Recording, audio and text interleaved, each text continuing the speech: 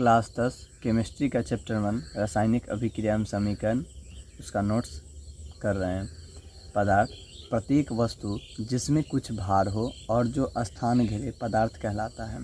पदार्थ में दो प्रकार के परिवर्तन होता है। पहला भौतिक परिवर्तन, वैसा परिवर्तन जिसमें कोई पदार्थ पुनः अपने पहले की अवस्था में वापस लौट जाता है।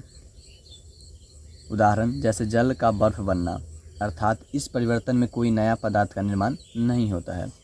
दूसरा रासायनिक परिवर्तन, तो वैसा परिवर्तन जिसमें कोई पदार्थ पुनः अपने पहले की अवस्था में वापस नहीं लौटता है। उदाहरण कागज़ का जलना, दूध से दही बनना, अर्थात इस परिवर्तन में नया पदार्थ का निर्माण होता है। रासायनिक अभिक्रिया, तो जब दो या दो से अधिक पदार्थ आपस में क्रिया कर नए गुण वाला पदार्थ बनाता है, रासायनिक अभिक्रिया कहलाता है। उदाहरण कार्बन प्लस ऑक्सीजन, तो क्या बनेगा? Carbon dioxide. इसको लिख सकते हैं C+O2, तो CO2।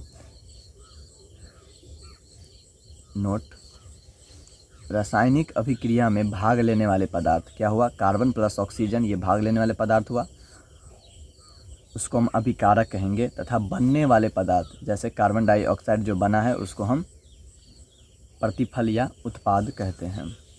अब रासायनिक अभिक्रिया के कुछ गुण हैं, उसको जो हम कर रहे हैं। पहला रंग में परिवर्तन, अवस्था में परिवर्तन, तापमान में परिवर्तन।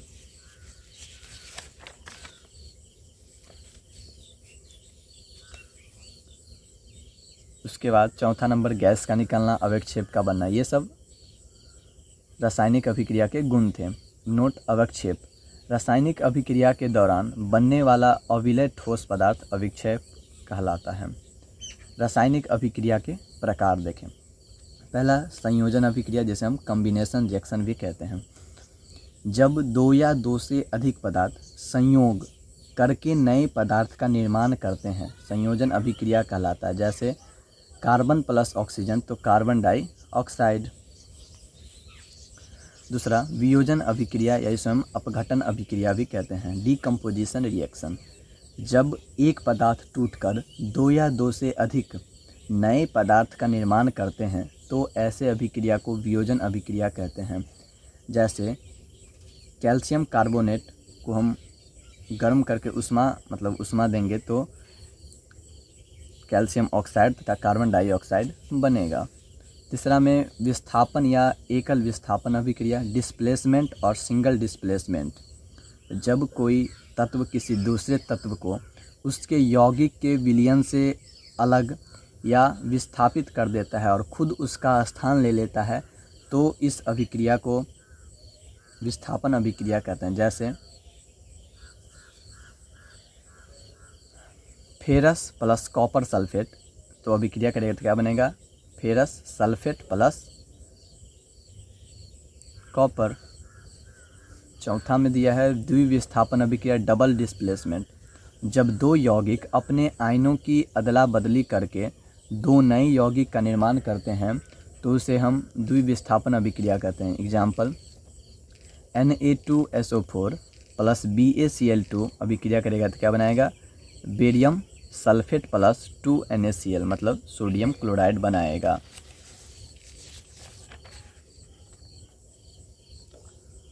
अब 5वां नंबर में दिया है उपचयन, ऑक्सीडेशन। वैसी अभिक्रिया जिसमें कोई तत्व या यौगिक के साथ ऑक्सीजन का संयोग अथवा हाइड्रोजन का वियोग होता है या हर्ष होता है तो उसे हम उपचयन कहलाता है।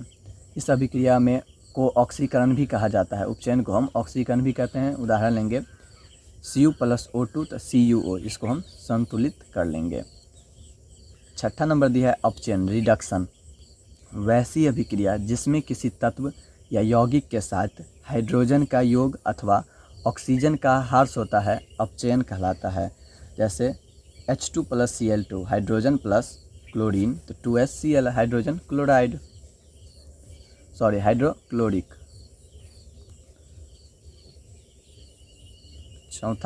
7वां नंबर है रेडॉक्स अभिक्रिया अथवा उपचयन अपचयन।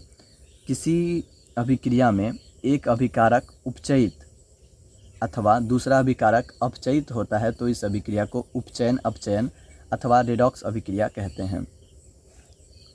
उदाहरण CuO प्लस H2, तो अभिक्रिया करेगा तो Cu प्लस H2O। H2 और H2O ये हो गया उपचयन, मतलब इसमें O2 का योग हो रहा है, और CuO प्लस Cu इसमें O2 का हार्स हो रहा है, यही रेडॉक्स अभिक्रिया हुआ। 8वां नंबर ऊष्माक्षेपी अभिक्रिया, तो वैसी अभिक्रिया जिसमें उत्पाद के साथ साथ ऊष्मा का भी निर्माण होता है ऊष्माक्षेपी अभिक्रिया कहलाता है।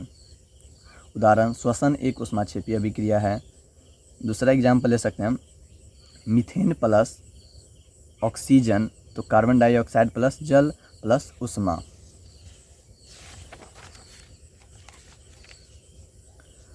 9वां नंबर ऊष्माशोषी अभिक्रिया, वैसी अभिक्रिया जिसमें ऊष्मा का अवशोषण होता है ऊष्माशोषी अभिक्रिया कहलाता है। जैसे कैल्शियम कार्बोनेट को ऊष्मा देंगे तो calcium oxide plus carbon dioxide बनेगा। 10वां नंबर अवक्षेपण अभिक्रिया, वैसी अभिक्रिया जिसमें अवक्षेप का निर्माण होता है तो उसे हम अवक्षेपण अभिक्रिया कहलाता है।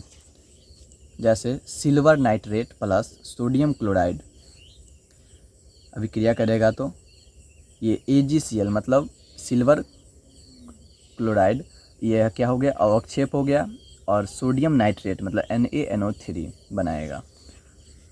अब आ जाते हैं संक्षारण ट्रांसमिशन, जब कोई धातु वायु नमी या अम्ल के संपर्क में आकर अवांछनीय पदार्थ बनाता है तो इस प्रक्रिया को संक्षारण कहते हैं। जैसे लोहे में जंग लगना, विकृत गंधिता, तेल और वसायुक्त खाद्य पदार्थ जब ऑक्सीजन के संपर्क में आता है तब खाद्य पदार्थ का स्वाद और गंध बदल जाते हैं, इसे ही विकृत गंधिता कहा जाता है।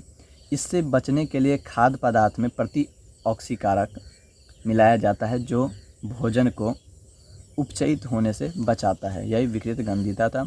अब रासायनिक समीकरण क्या है उसको हम करने जा रहे हैं। जब रासायनिक अभिक्रिया में अभिकारक एवं उत्पाद की जगह उनके रासायनिक सूत्रों का प्रयोग किया जाता है तब उसे रासायनिक समीकरण कहा जाता है। जैसे मैग्नीशियम प्लस ऑक्सीजन, तो magnesium oxide, Mg plus O2 तो MgO, इसे हम संतुलित करते हैं। द्रव्यमान संरक्षण के नियम को पालन करने के रासायनिक समीकरण को संतुलित किया जाता है। क्वेश्चन रहता है रासायनिक समीकरण को संतुलित क्यों किया जाता है, तो द्रव्यमान संरक्षण के नियम का पालन करने के लिए।